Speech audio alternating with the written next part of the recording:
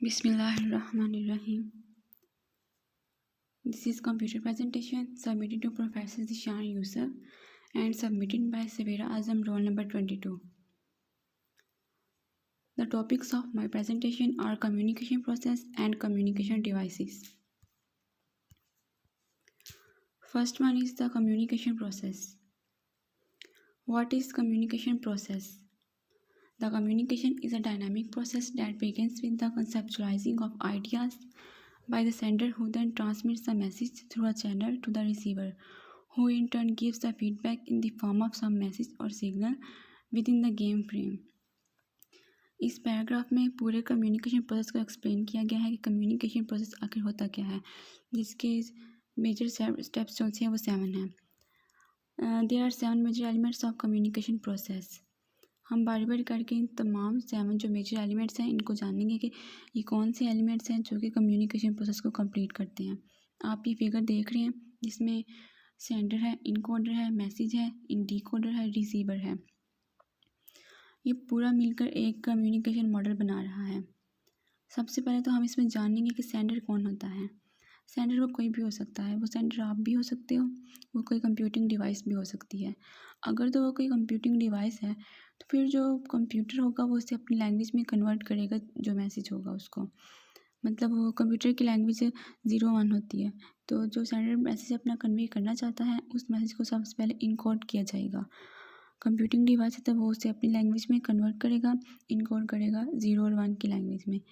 फिर जब एक मैसेज बन जाएगा और जैसे ही वो रिसीवर के पास पहुँचेगा तो रिसीवर उसे डिकोड करेगा, यानी कि अपनी लैंग्वेज में कन्वर्ट करेगा ताकि उसे वो समझ आ जाए.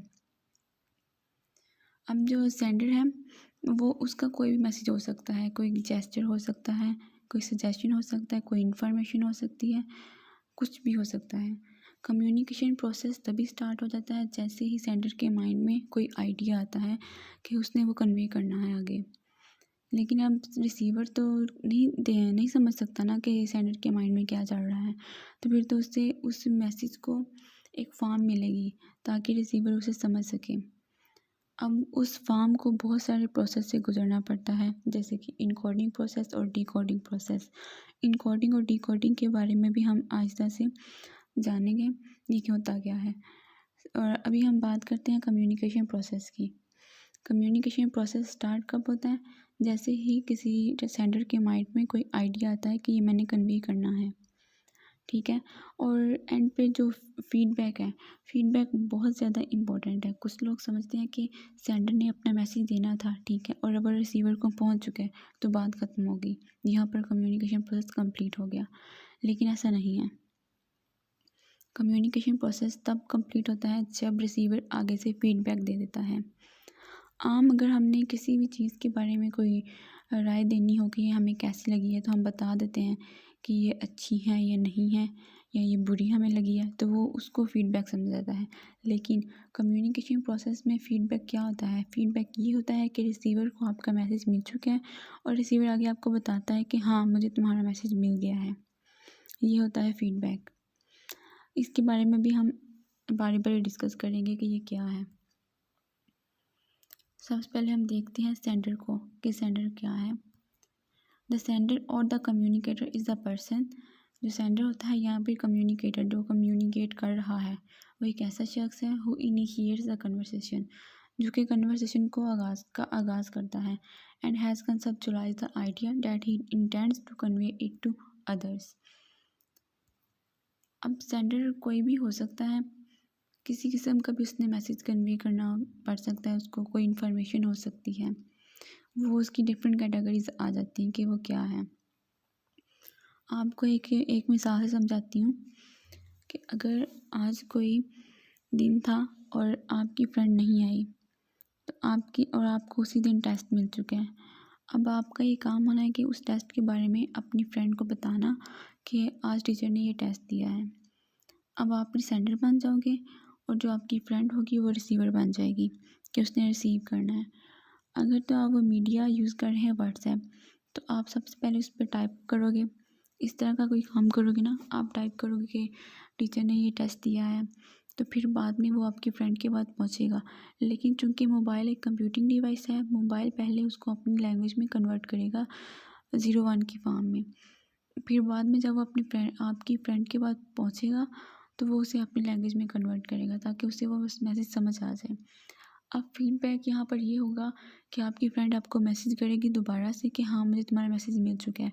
वो ये नहीं कहेगी कि तुम्हारा मैसेज मुझे बहुत अच्छा लगा, बहुत ही बुरा लगा। इस तरह का कोई रिएक्शन नहीं होगा उसका। वो आपसे आगे सवाल करेगी कि कौन सा टेस्ट मिला है, किस सब्जेक्ट का मिला है, कब होना है और उसमें क्या क्या कोर्स दिया हुआ है। नेक्स्ट हम इनकोडिंग के बारे में थोड़ा सा जान लेते हैं कि इनकोडिंग क्या होती है। The sender begins with the encoding process. जो सेंडर होता है वो इनकोडिंग प्रोसेस से शुरू होता है। Wherein he uses certain words और नॉन वर्बल मेथड्स। अब नॉन वर्बल मेथड्स क्या होते हैं, जैसे कि सिंबल्स, कोई साइंस, कोई बॉडी जेस्चर्स वगैरह, ये सारे नॉन वर्बल मेथड्स हैं। इन सब की ट्रांसलेशन होनी होती है। जैसे कि मैं आपको पहले बता चुकी हूँ इनकोडिंग क्या होता है।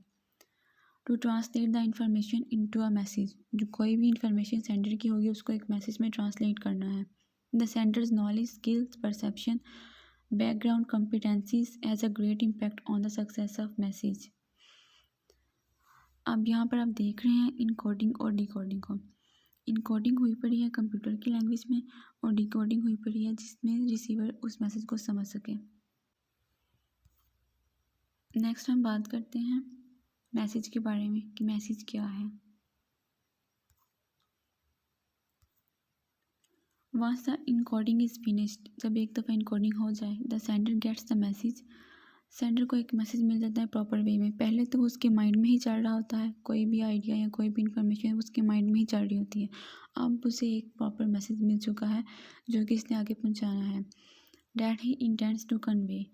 The message can be written, वो लिखा भी हो सकता है, ओरल भी हो सकता है, किसी ऑडियो की फॉर्म में हो सकता है, किसी वीडियो की फॉर्म में हो सकता है, कोई पिक्चर हो सकती है, सिम्बॉलिक और non verbal such as body gesture, silence, signs और साउंड्स वगैरह, और any other signal that triggers the response of a receiver. अब मैसेज में क्या होता है, मैसेज में असल में जिसको आपने पहुंचाना होता है मैसेज, उसका आपने माइंड ही चेंज करना होता है। You have to move your audience to new place. आपने एक नई जगह उस ऑडियंस को देनी होती है कि मैसेज में ये चीज़ें आ जाती हैं। What do you want them to think, कि आप उनसे क्या चाहते हो कि वो क्या सोचें। What do they care about, वो किसके बारे में केयर करें। What do they think now, कि पहले वो किसके बारे में सोचते थे और अब वो किस चीज़ के बारे में सोचें।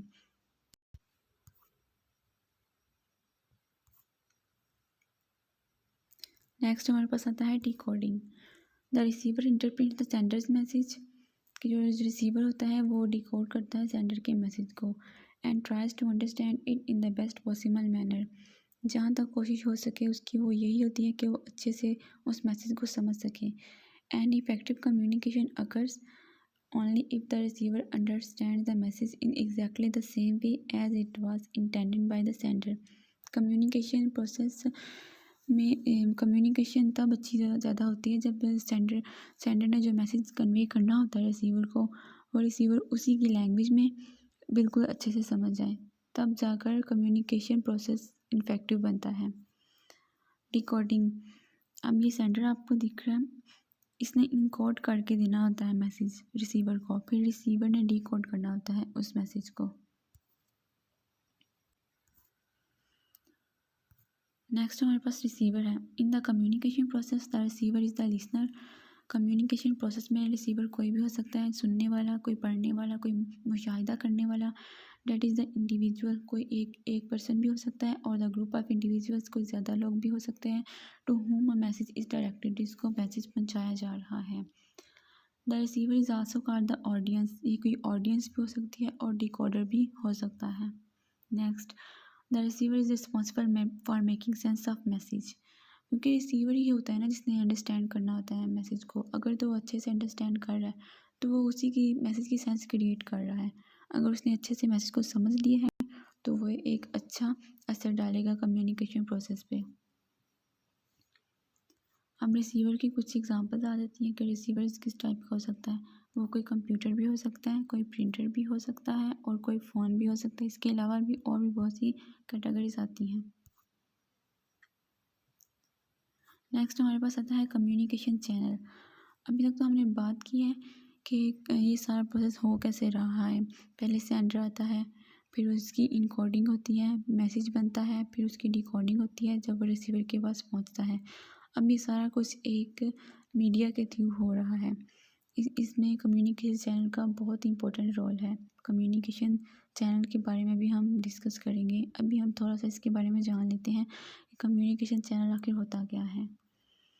A communication channel is a means of communication। ये कम्युनिकेशन करने का एक ऐसा ज़रिया है that is available to organisation और इंडिविजुअल्स, जो कि किसी इंडिविजुअल को भी मिलता है या फिर ऑर्गेनाइजेशन को भी मिलता है। Communication is central to all meaningful collaboration and team work. मतलब इसका बहुत अहम किरदार अदा ये करता है कम्युनिकेशन प्रोसेस के अंदर।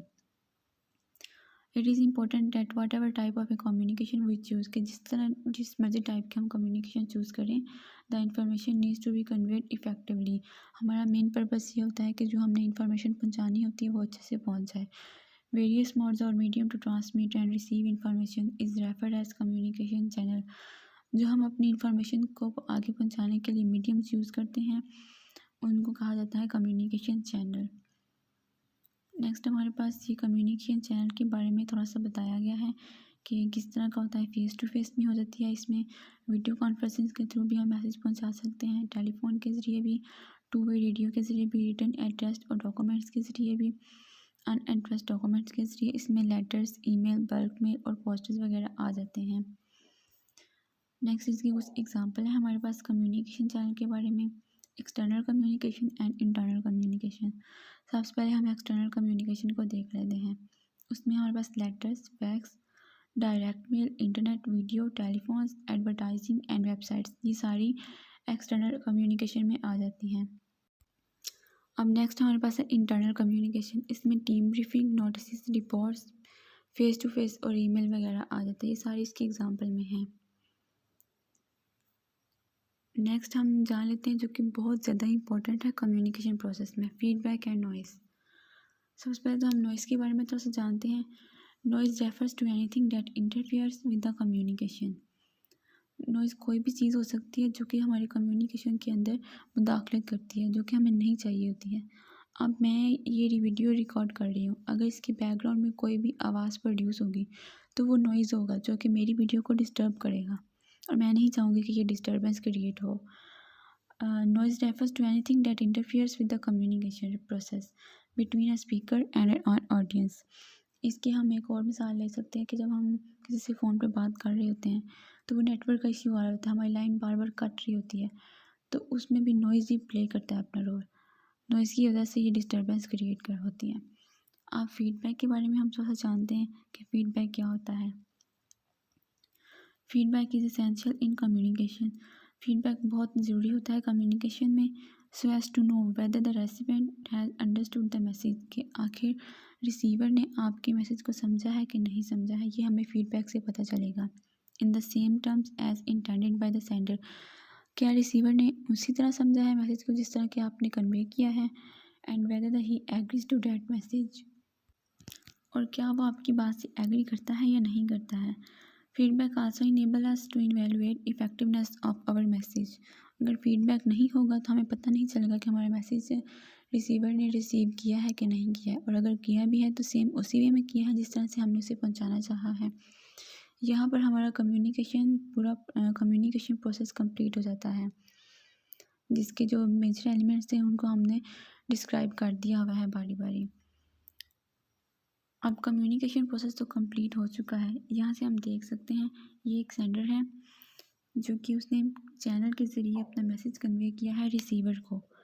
फिर ये डिस्टर्बेंस क्रिएट अगर हो तो वो उसको हम नॉइज़ कहते हैं।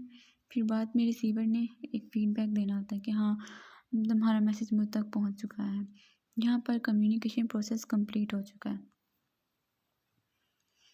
नेक्स्ट, अब हमने कम्युनिकेट करना हो किसी से तो उसके लिए हमारे पास कम्युनिकेशन डिवाइसेस का होना बहुत ज़रूरी होता है। तो हमें थोड़ा सा कम्युनिकेशन डिवाइसेस के बारे में भी जान लेना चाहिए। मेन टॉपिक हमारा कम्युनिकेशन प्रोसेस है, लेकिन हमें थोड़ा सा कम्युनिकेशन डिवाइसेस के बारे में भी आइडिया होना चाहिए ताकि हमें पता हो कि कम्युनिकेशन अगर होनी हो तो उसमें कम्युनिकेशन डिवाइसेस का कितना बड़ा किरदार है। तो कम्युनिकेशन डिवाइसेस क्या होती हैं? Communication device is a hardware device. ये एक हार्डवेयर डिवाइस होती है जिसको आप टच कर सकते हो। Capable of transmitting an analog और डिजिटल सिग्नल, जो कि इस काबिल होती है कि वो एनालॉग को या फिर डिजिटल सिग्नल को ट्रांसमिट कर सकें। अब वो किसके थ्रू ट्रांसमिट करेंगी? वो टेलीफोन हो सकता है और दूसरी कम्युनिकेशन वायर या फिर वायरलेस भी इसको ट्रांसमिट किया जा सकता है। सबसे पहले तो हम जानते हैं कि एनालॉग कौन से सिग्नल होते हैं और डिजिटल सिग्नल कौन से होते हैं। डिजिटल सिग्नल ऐसे सिग्नल होते हैं जो डिजिट्स की फॉर्म में हों और एनालॉग सिग्नल वो होते हैं जो वेव्स की फॉर्म में हो। तो कम्युनिकेशन डिवाइसेस दोनों तरह से ही हमारी सिग्नल्स को ट्रांसमिट कर सकते हैं।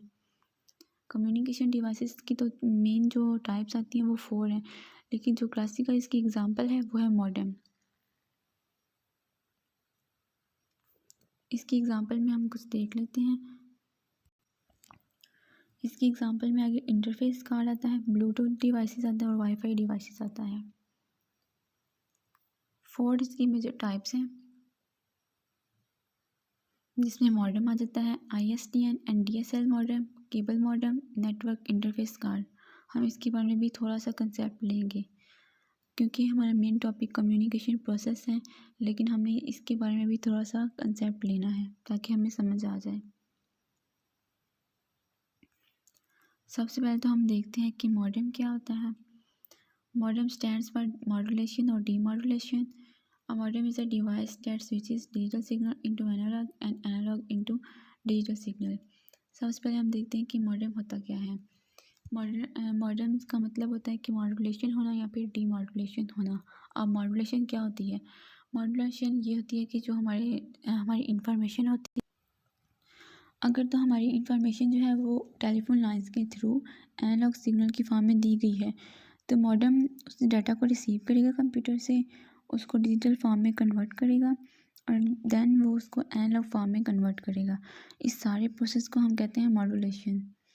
नेक्स्ट, अगर the modem on receiving computer devices data in analog form, अगर कोई मॉडेम डाटा को रिसीव कर रहा है एनालॉग फॉर्म में तो वो उसको एनालॉग फॉर्म से दोबारा डिजिटल फॉर्म में कन्वर्ट करेगा, वो होता है demodulation.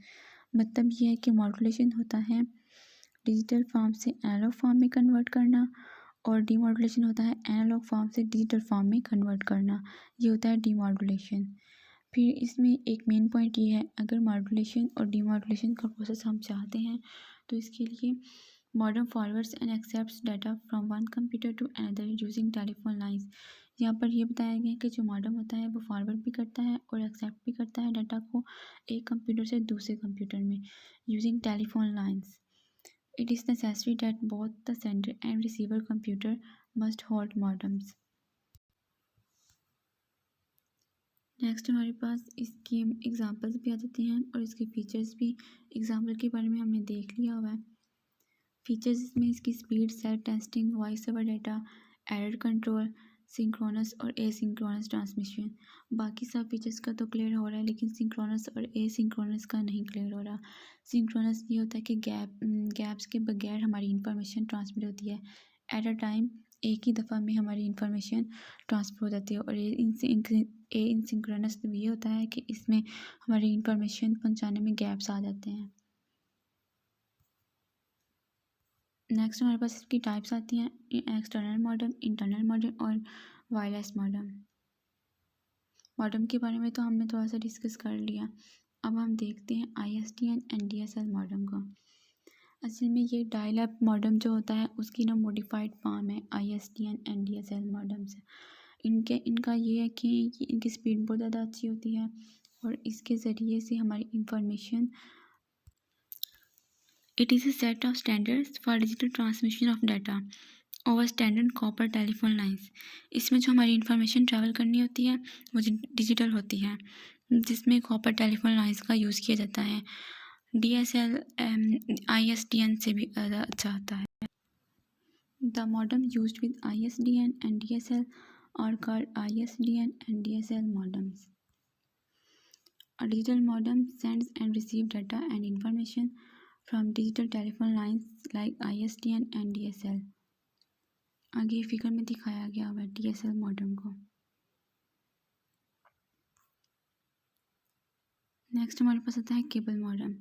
Cable modem is also known as a broadband modem. इसको ब्रॉडबैंड मॉडेम भी कहा जाता है। The cable modem is a stand alone device connected with a cable to USB port. It sends and receive data over the cable television network. पहले हमने देखा ISDN और DSL को, वो उसमें टेलीफोन लाइन्स को यूज़ किया जाता है, लेकिन केबल मॉडेम में केबल टेलीविजन नेटवर्क को इस्तेमाल किया जाता है। It provides faster internet speed. इसकी इंटरनेट स्पीड बहुत अच्छी होती है। नेक्स्ट हमारे पास इसकी पिक्चर दिखाई गई होती है किस टाइप का होता है। उसके बाद हमारे पास आता है network interface card. It is also called LAN adapter, यानी कि लोकल एरिया नेटवर्क भी इसको कहा जाता है। असल में इसका काम होता है किसी भी कंप्यूटिंग डिवाइस को नेटवर्क के साथ कनेक्ट करना। It is use to connect a device to a network. It is also used for the management of instructions, transmission of data, and information to and from the computer with NIC. इसमें फिर NIC work with the particular network technology like Ethernet and token rings. The transfer rate of Ethernet card is from 10 Mbps to 1000 Mbps. Mbps का मतलब होता है megabytes पर second. इसकी थोड़ी सी working का बताया गया होता है कि कौन सी टेक्नोलॉजी इसमें यूज़ होती है इसकी वर्किंग में और इसकी स्पीड क्या होती है।